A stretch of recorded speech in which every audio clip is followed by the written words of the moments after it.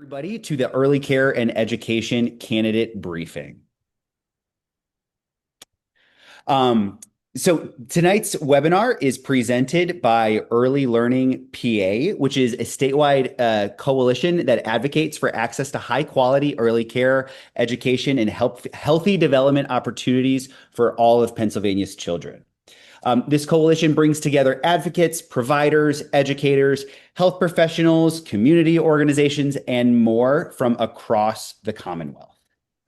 Um, Early Learning PA is composed of four specific nonpartisan issue advocacy campaigns: Start Strong PA, Pre-K for PA, Thriving PA, and Childhood Begins at Home.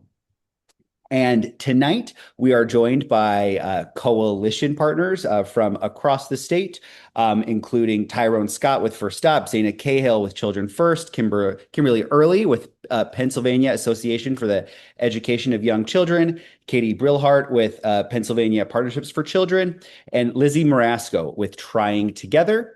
They will also introduce themselves when it is their time to share. So a few quick housekeeping notes. If you have any questions throughout the webinar, please drop them in the Q&A box and we will get to them at the end.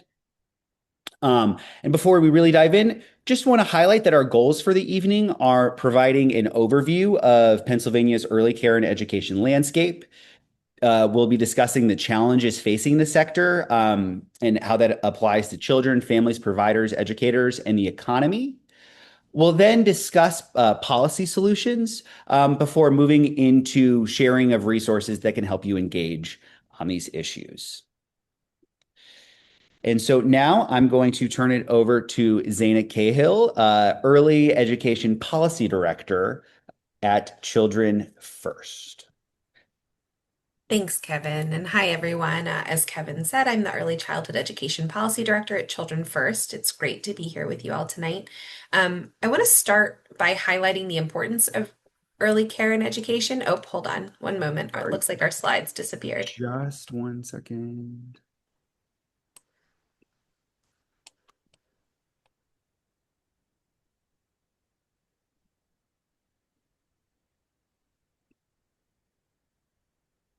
There we go.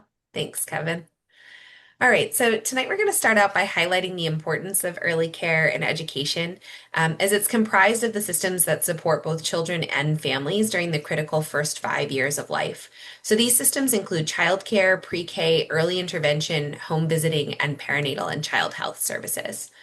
For children, these systems support healthy brain development when it's happening most rapidly in these early years of life. It helps children enter school ready to learn, as it lays the foundational early learning skills that then lay the groundwork for success for children in the K-12 system.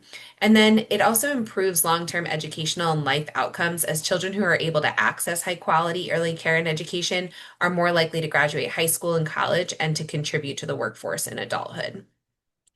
For families, these systems enable parents to work. It enables them to attend school and pursue career opportunities. This also contributes to family stability and economic security, and so these systems reduce barriers to employment and workforce participation.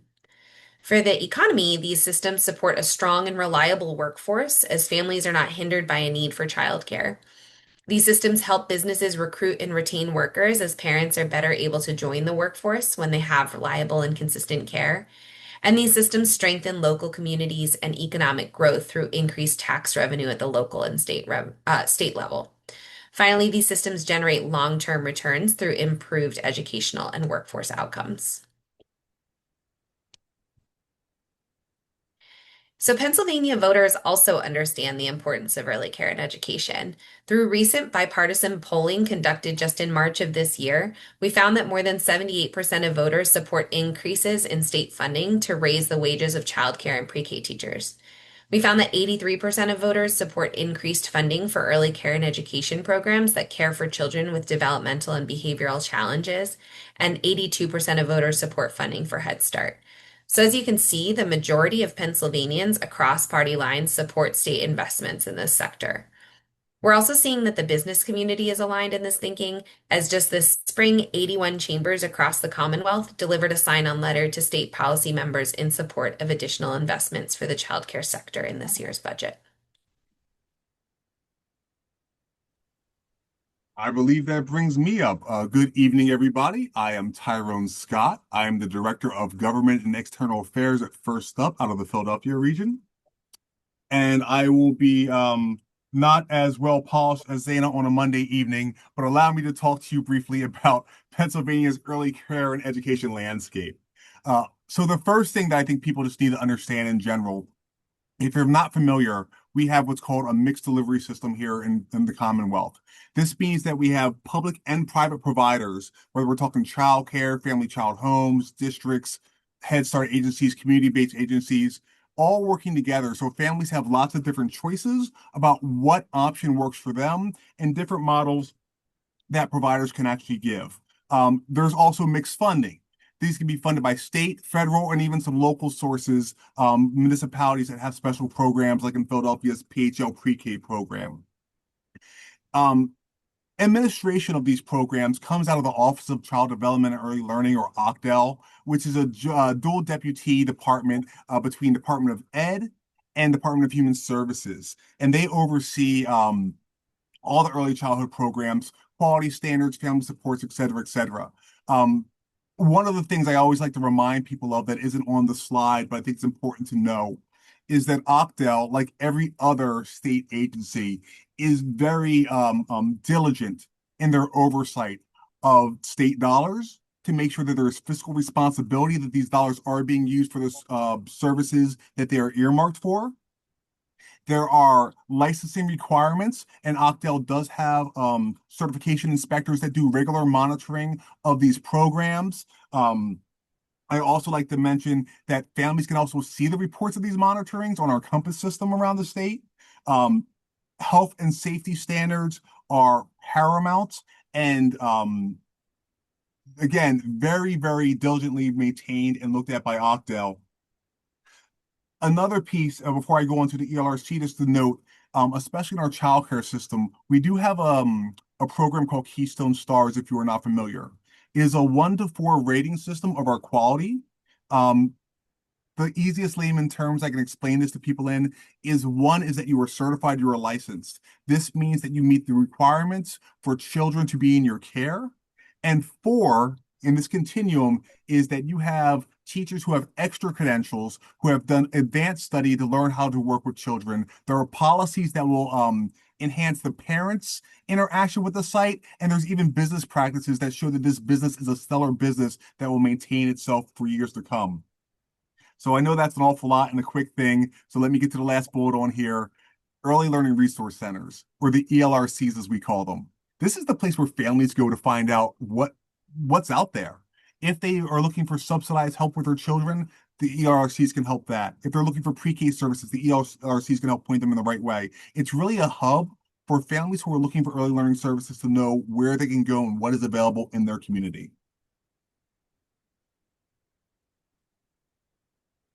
So, what are these programs that we have here? Childcare Works.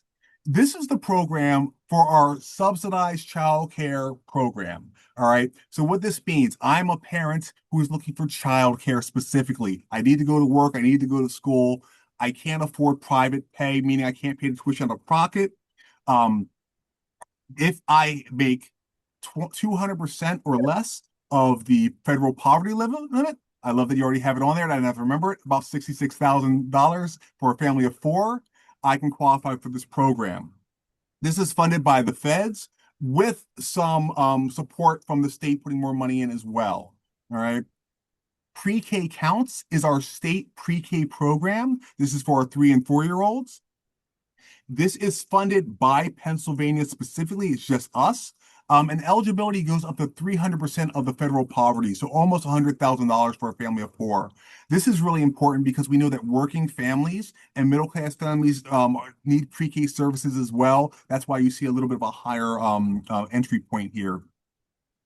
Our Head Start programs, both Head Start Supplemental and Head Start, which is federally funded, these are comprehensive programs that are really there for not just early learning, but also for health supports and family supports. These are around 100% of the federal poverty limit. So these are our families making $33,000 a year or less for a family of four. And again, funded by the feds and our state program, the supplemental funded by the state. Oh, this don't do that to my eyes. Don't do that to my eyes, Kevin. I don't know if anyone else saw that blur. It's got me. All right. And the last thing here, oh great. And the chat feature is now up, by the way, if you didn't see that in the chat. The last piece here, our early intervention program. This is to help children with exceptional needs. This is really services to infants, toddlers, young children with developmental delays. There is no income eligibility here. This is an entitlement. It is funded by federal, state, and local funds. So any child that has a delay can be evaluated and receive services at no cost to the family. Here, there are some insurance issues that happen that we'll talk about in another webinar, I'm sure. And now I see people actually saying where they're from. Our chat is officially working. Thank you very much. Good. Thanks, Tyrone. Now, on the next slide, we're going to talk about the childcare crisis and the crisis in the early care and education system. I'm sure many of you have heard about that in recent years, but Pennsylvania's childcare sector has been in crisis for far too long. The challenges exist on both the demand and supply side of the crisis.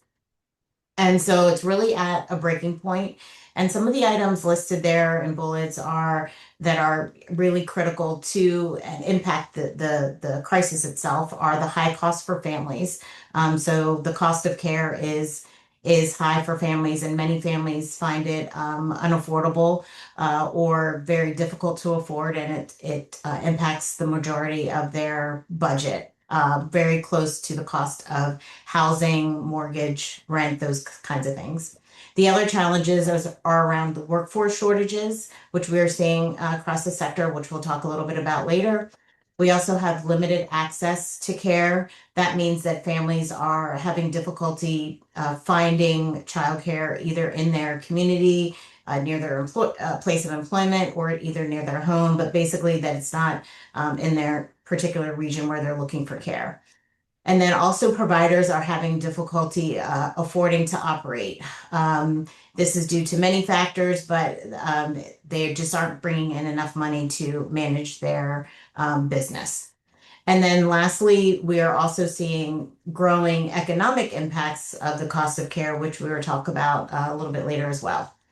And then also on this slide are just some articles that have been published around the crisis, really looking at the supply side of the crisis, the demand side, and how it actually is impacting, like the last election, it's impacting key districts across the state.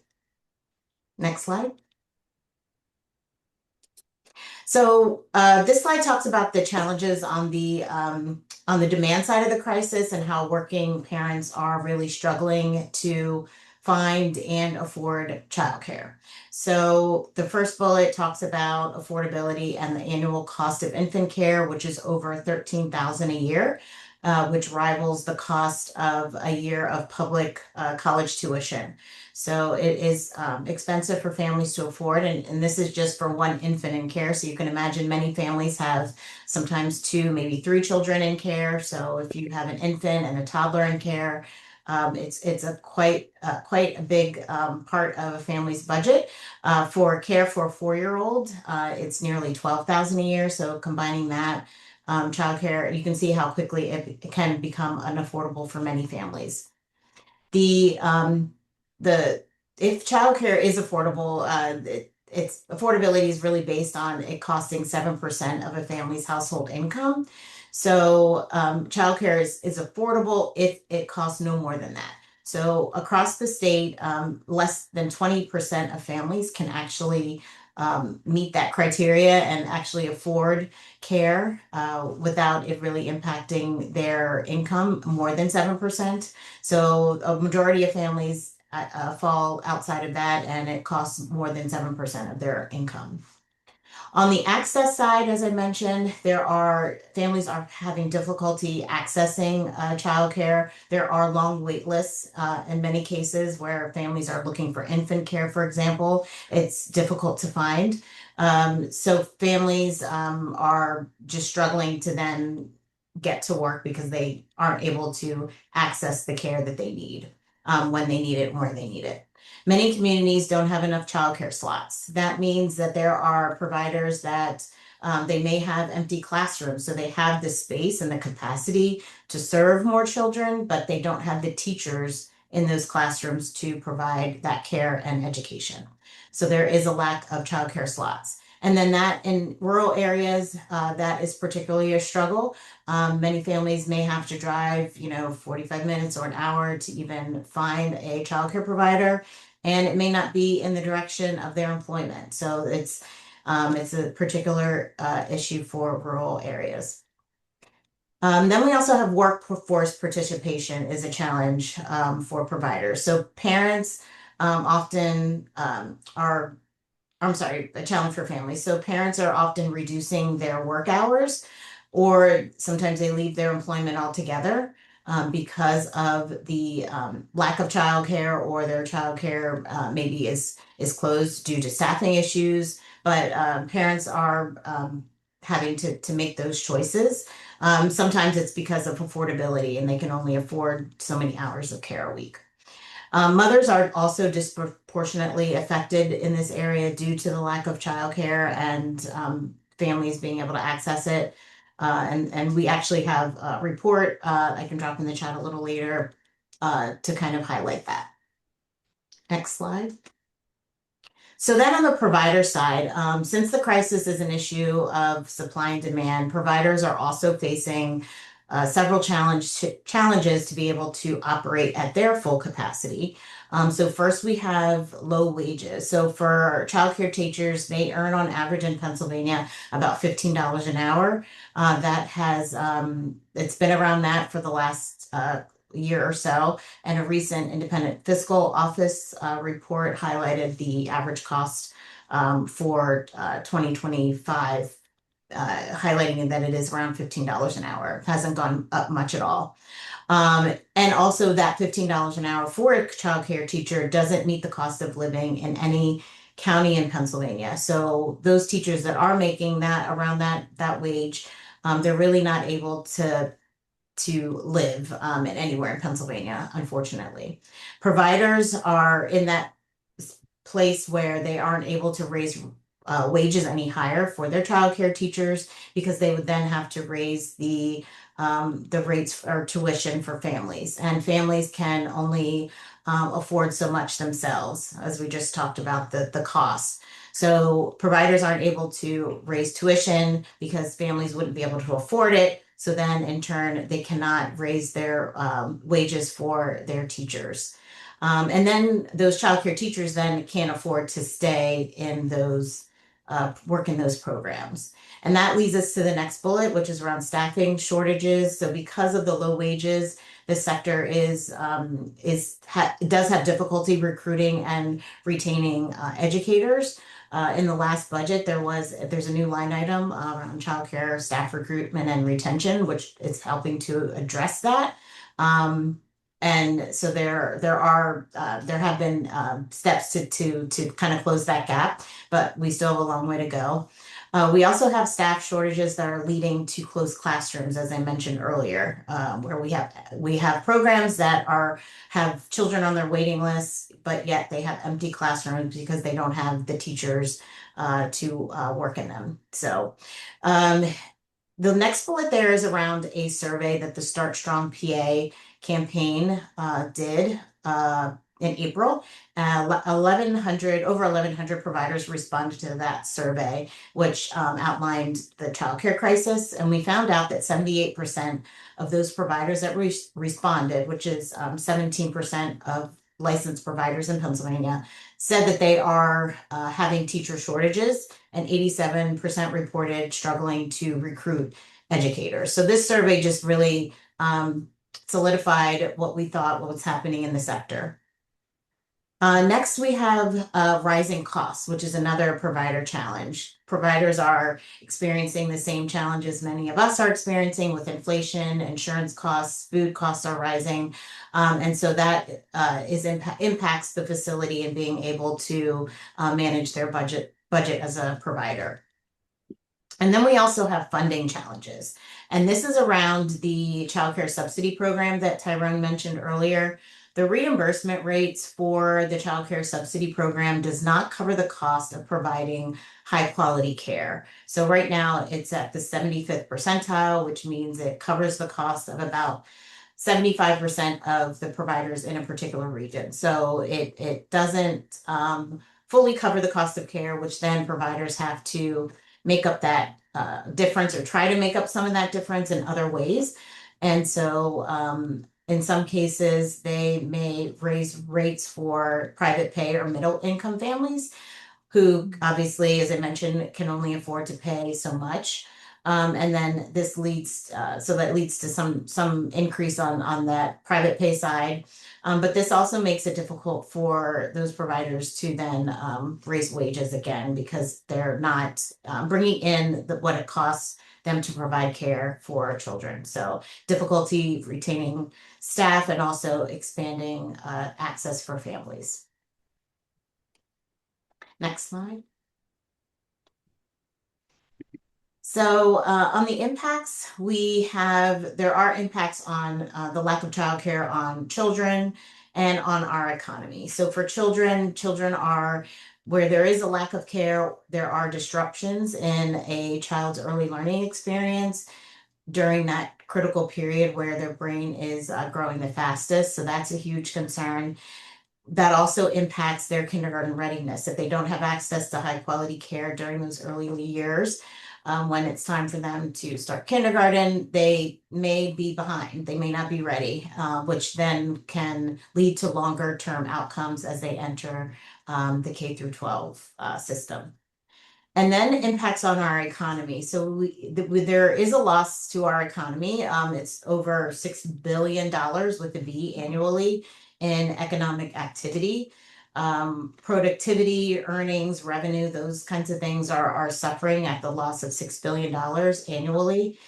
And we have a report that highlights that. But early education really is that engine behind the workforce. We're the workforce behind the workforce. If early care and education isn't working, then businesses suffer because they can't find the workers to work in those programs. That means that business then isn't being productive. And then it impacts our local economy. So when parents aren't able to find childcare, it has multiple impacts to our communities. And so that new Ready Nation report that's linked there, and I will drop that link in the chat. It does impact us in many ways. And I will pass it over to Lizzie. Hello, everyone. I'm Lizzie Marasco. I work for Trying Together. I'm the Policy and Outreach Manager. We are based in Pittsburgh, but we work in the 10 Southwest counties out here. So just leading off of what we've already talked about, what does this actually mean for your district? On the screen, you can see an example of a fact sheet. So it says facts about childcare for Rep. Ledbetter. So every single district is going to be impacted by early care and education and the staffing crisis that we've been talking about. Every district, although they still have this, it looks differently everywhere. So we have both childcare and pre-K fact sheets that break down all of the data. I just want to highlight some of the key points on here. So under access, you can see what the child population of the district is, how many children are actually eligible for childcare work. So in this case, it's the childcare fact sheet. And so they are talking about childcare works, which is the subsidy that would help a parent actually get that care for their child. There's also pre-K counts. And then you can see the number of children currently being served, and then the eligible children enrolled number. And you can see how those two numbers don't match up. And then it says that unserved eligible children percent unserved. So you can see that there's a huge discrepancy in some of these numbers. even comparing it to the state, there's also this big red number that says $13,000. That is the average annual cost of infant care in Pennsylvania. So from just a workforce standpoint, childcare and pre-K teacher wages are not keeping up with this. You cannot work in a program and care for kids and hope that it's going to also pay your bills. So staffing shortages and educator requirement challenges are huge. There are also additional educators that are needed to come in to serve eligible children. So this is impacting on both ends, kind of what Kim was already talking about, that families cannot find care, and then programs cannot keep teachers in their staff to make sure that those children are actually getting care. There's also quality in school readiness. So the availability of high quality childcare and pre-K programs does not meet the need. And then access to programs for children that are going to help prepare those children for success in kindergarten and beyond is going to be huge. And that's what's going to continue to grow. You can also see the economic impact, which is, again, just building off of what we've already been talking about, that the huge cost of care does not match up with what parents need. And so if parents aren't going to work because they can't find someone to take care of their children, it's taking money out of everyone's pocket. The other thing I want to highlight on these fact sheets that I do find really impactful is it says workforce, and you can see low wages equals teacher shortage. And you can actually look at all of the different wages of other professions. And at the very, very bottom, it says childcare.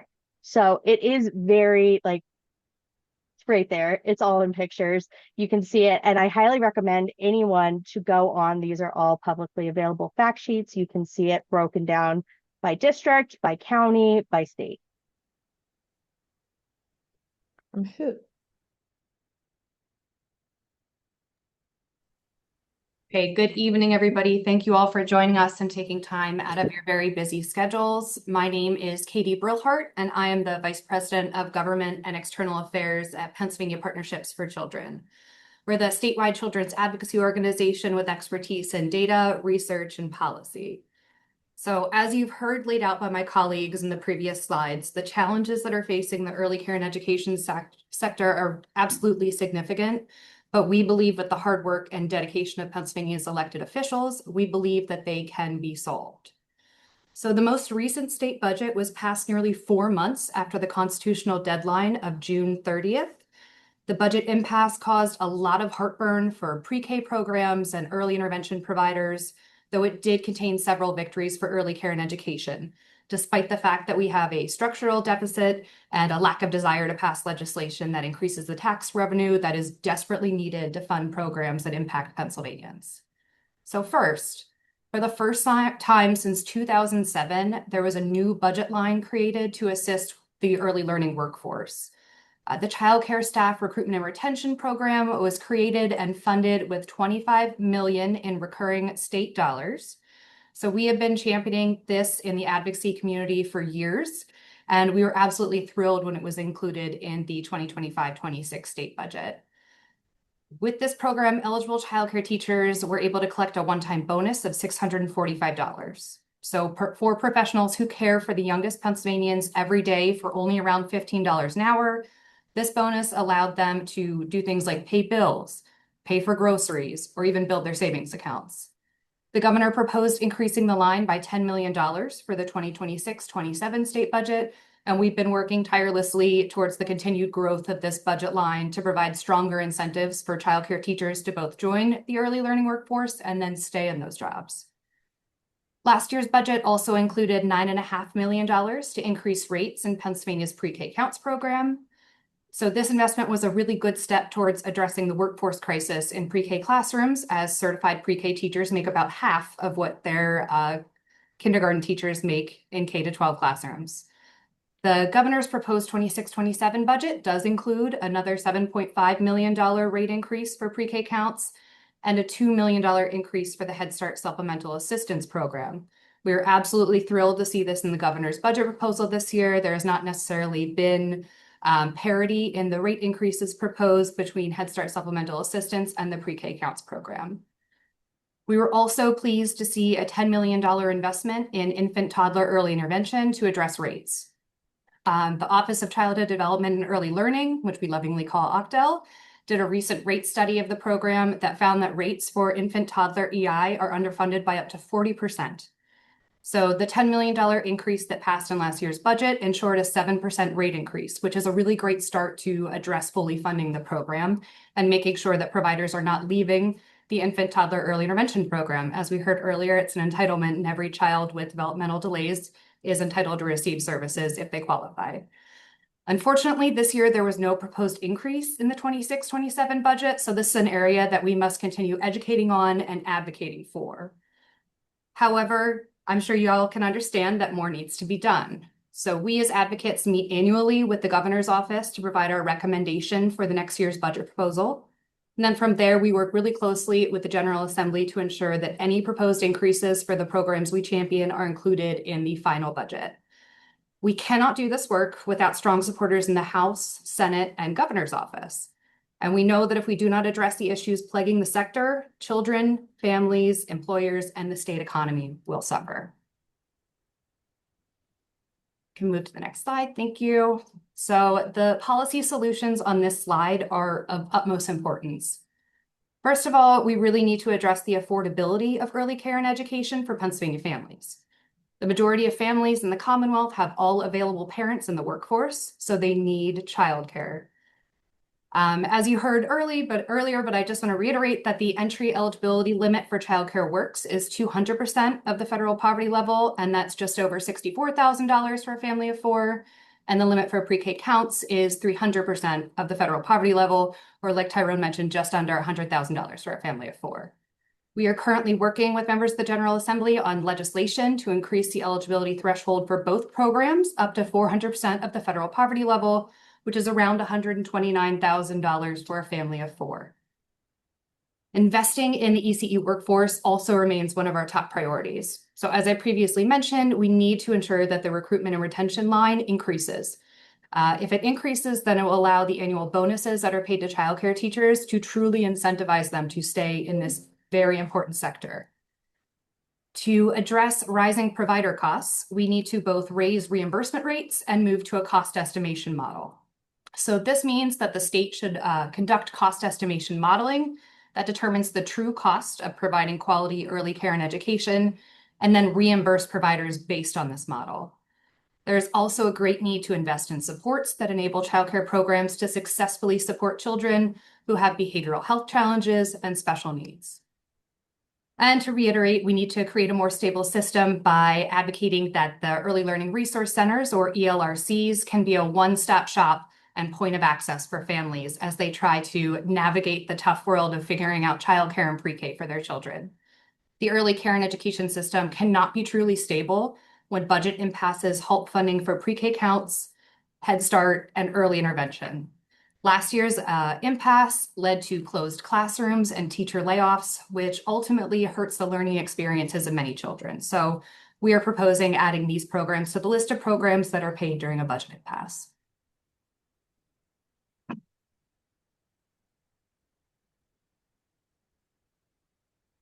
So there's also a role for the federal government to solve the problems faced by the early care and education sector.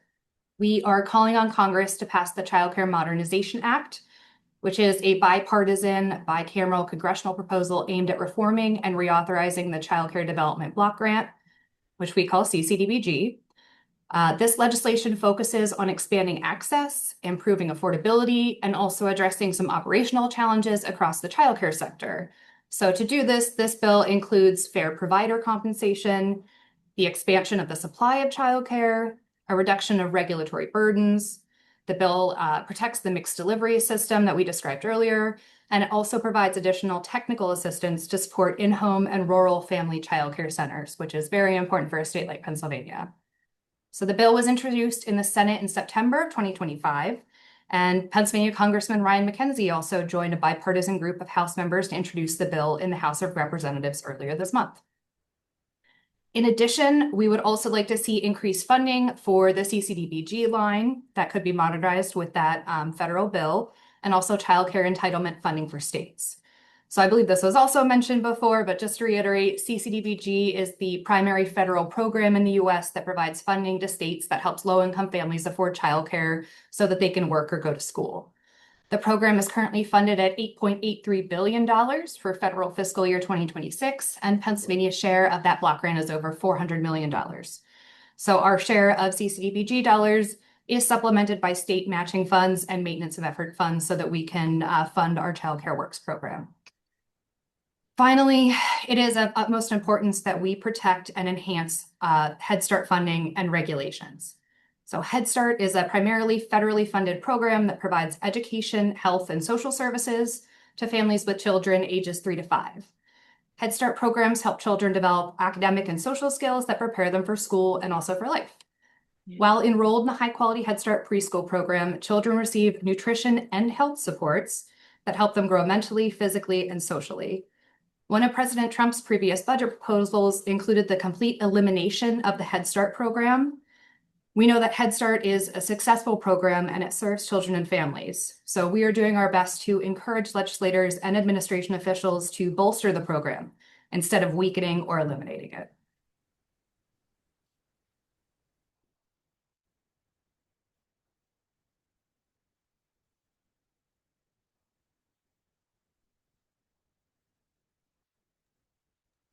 So, how can candidates engage in these really important issues? Well, there's a lot of different ways. So, first and foremost, we're asking each of you here today to make a commitment. Will you talk about early care and education on the campaign trail, at forums, in your literature, with your local chamber, as a core economic and workforce issue? This is not just a children's issue, not just a family issue. It is a jobs issue, a business competitive issue, and a family affordability issue. So again, we're asking you today to commit to being an early care and education champion. You can do that by, as I just mentioned, discussing on the campaign trail. You can also do this by engaging in person. We really encourage you to visit a local childcare center or early learning program. And there are lots of us on this call who could help set that up depending on what district you are, where you're located around the state.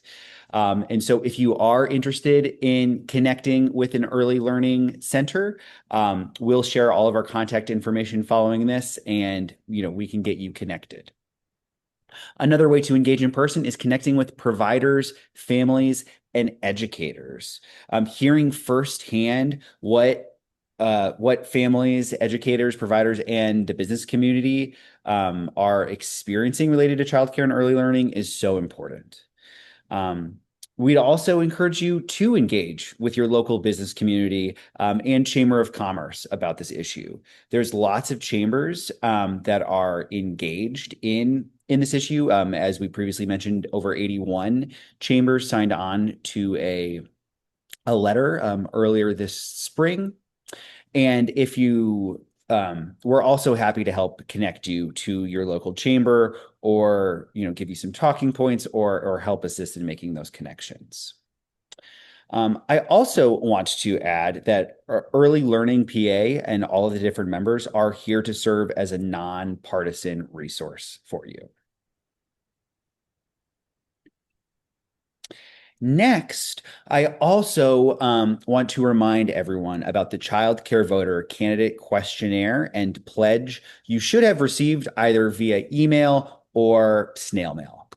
So most of the folks on here have already completed the questionnaire and pledge, so thank you so much. If you have not, we'd really encourage you to do so by July 15th. Or if you've already completed the questionnaire, but tonight's webinar got some wheels turning and maybe you would like to answer something in a different way, you can complete that questionnaire again. And if you do that, maybe just shoot me a message so I can, make sure we're not double counting you. But that's certainly an option.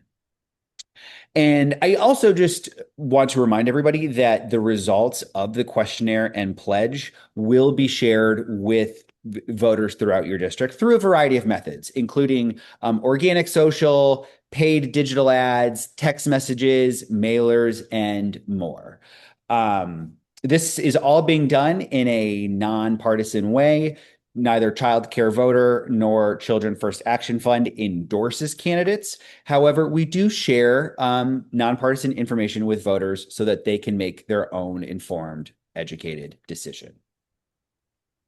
And again, if you do have any questions while completing the questionnaire, reach out to myself. And I'm sorry, I think I forgot to introduce myself earlier. I'm Kevin Burgess, Civic Engagement Manager with Children First and Children First Action Fund. We've been communicating via mail and email. So, great to put not some faces because I can't see you, but great to see some familiar names on the call tonight. And now we have some time for some Q&A. So let me stop sharing my screen and we can open up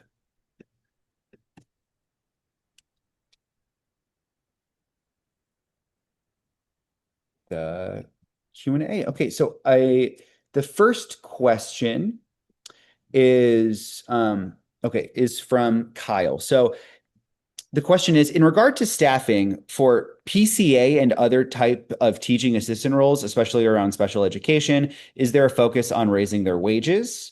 He goes on to say, my wife worked as one twice and had to find a new job due to financial instability. That is a story that we hear across the Commonwealth. And so I'll turn it over to one of my colleagues to specifically answer that. I can jump in on that. As part of our coalition, we do have an early intervention group as part of our advocacy efforts. And so we advocate annually for increased funding in for early intervention line items to support the wages of PCAs and other service providers in that sector. So this year we are advocating for an increase of $14 million in infant and toddler early intervention specifically. Where we get that number. So we conducted a recent rate methodology study was conducted in Pennsylvania that found that we are operating actually at a deficit of $116 million in the early intervention sector. And so what we got last year was a 7% increase. So that $14 million it would be another 7% increase. In funding for the sector to try and begin to close that gap. $116 million would be great and just close it right up. But we're trying to advocate at least for funding amounts that we think are potentially feasible within the current financial and fiscal climate of the state. So that's a great question. Thanks. Great. Okay, next question. How has the dismantling of the U.S. Department of Education impact various early learning initiatives here in PA? I can take that one. We haven't seen an impact at this point. The only thing that was really impactful, and I think Katie mentioned it earlier, was when there was a proposal to eliminate Head Start funding altogether. So, but yeah, we haven't seen an impact. Oh, I think we lost Kim. I can jump. Oh, Katie, you want to jump in? Go for it. Oh, no, I couldn't unmute. I just wanted to add that in addition to the oh, I apologize, Kim. Sorry, you know what? I noticed I was like, you're frozen. Is it me? But sorry, go ahead. Just to add on to there, in addition to changing things around the Department of Education, they also reduced the number of regional Head Start offices by about half, I believe. So now that there is a larger caseload for these regional offices, I do know that's had an impact on our Head Start programs in Pennsylvania. The other thing I would add is that there have been changes to the Child Care Development Fund final rule, which have impacted how states are required to reimburse child care providers. And so there have been changes, but not specifically tied to the dismantling of the Department of Ed.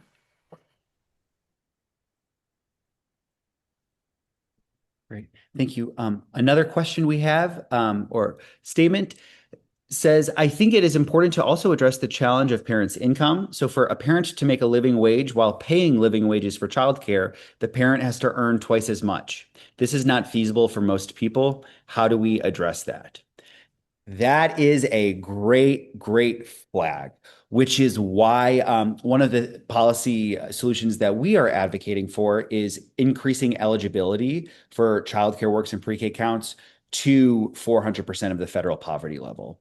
Because right now, if you make a dollar over the income eligibility requirements, you don't receive any subsidized care.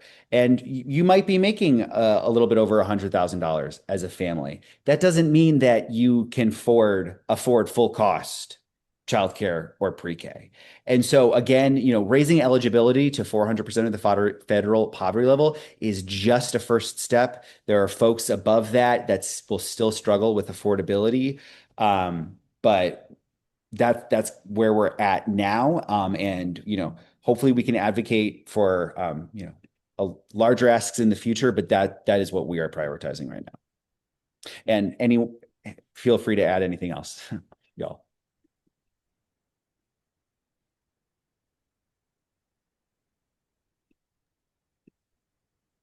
I think you covered it, Kevin. Okay. And then another comment, I was sick, gave up my job because my son was always sick at daycare, and I had to take 10 to 20 days a month off for him. It was insane. Yeah, so which is let me just say it's so important that folks like yourself run for office that have this lived personal experience that really does make a difference in the legislative process. So, thank you so much for throwing your hats in the ring. Um, I think I saw a few more questions. A question about if someone's chamber was signed on to the letter. Um, Katie has dropped the link to the chamber letter with all the sign-ons, so you can look there. Specifically, the Chamber of Gettysburg and Adams County did indeed sign on. And then one other thing to note while we're all hanging out, I see someone commented saying pre-K teachers should not be mistaken or misunderstood or mistaken for babysitters/daycare. That's another point we really want to underline. Childcare and early learning providers are not babysitters. They are qualified, skilled professionals that need to be treated as such. They do incredibly valuable work, and unfortunately, they have not been as valued as they should be. And that's a shift that we're really fighting for as well. And so, as you discuss childcare and early learning issues in your community, we'd also encourage you to underline that part that this is skilled, important, valuable work.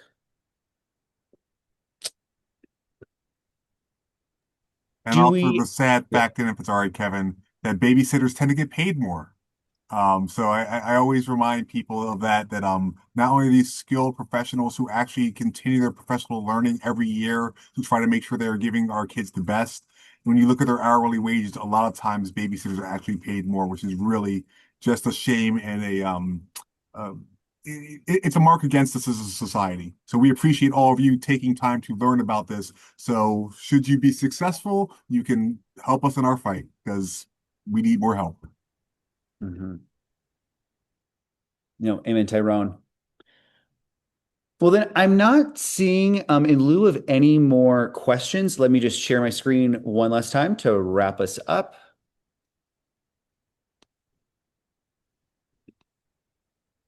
Okay, great. So as a reminder, we will be sharing a recording of this webinar as well as the PowerPoint slides. And also, we have linked here some of the resources that we've shared, including the candidate briefing book that was included in your questionnaire and pledge packets.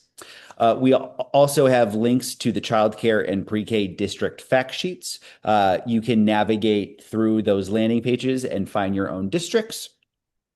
And then I also want to plug our candidate toolkit, which is coming soon. And that's going to have a few one-pagers, some talking points, example social media posts, etc., for you to customize to your campaign. And sorry, did I just see one more question come in?